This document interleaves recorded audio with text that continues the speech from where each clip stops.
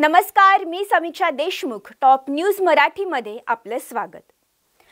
नेपाळच्या रस्त्यांवर सध्या प्रचंड मोठं जनआंदोलन सुरू आहे.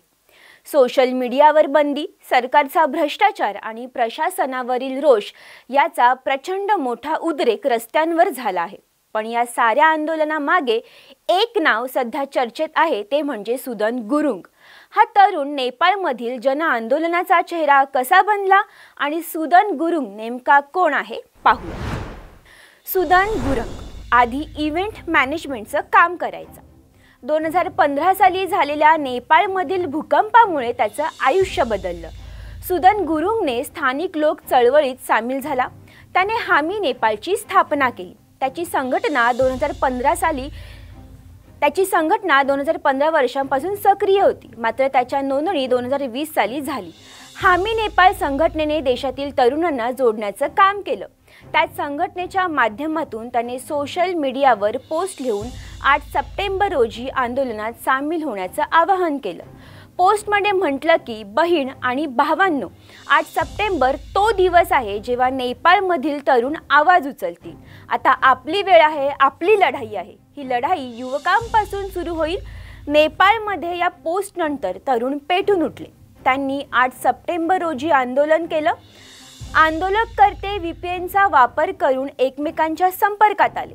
त्यानंतर लाखो तरुण रस्त्यावर उतरले. आतापर्यंत तरुणांनी मंत्र्यांच्या घराची तोडफोड केली आहे, तर संसद देखील पेटवली आहे. नेपाळमध्ये लाखो लोक रस्त्यावर उतरले आहेत. सोशल मीडिया बंदीनंतर तरुणांमध्ये सरकारच्या विरोधात तीव्र असंतोष पाहायला मिळत आहे. नेपाळमधील आंदोलनाची रूपरेषा काही दिवस आधीच तयार झाल्याचा दावा करण्यात येत आहे. सुदन गुरुंग नावाच्या तरुणाच्या नेतृत्वात नेपाळमधील लाखो तरुण रस्त्यावर उतरले आहेत. या आंदोलनात आत्तापर्यंत 20 जणांचा मृत्यू झाला असून 250हून अधिक जखमी झाल्याची माहिती मिळत आहे.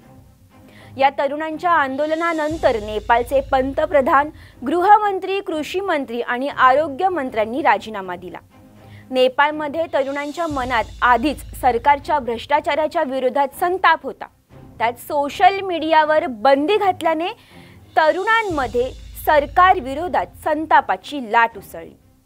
सुदन गुरुंगने नेपाळमधील तरुणांना एका व्यासपीठाच्या माध्यमातून एकत्र आणण्याचं काम केलंय.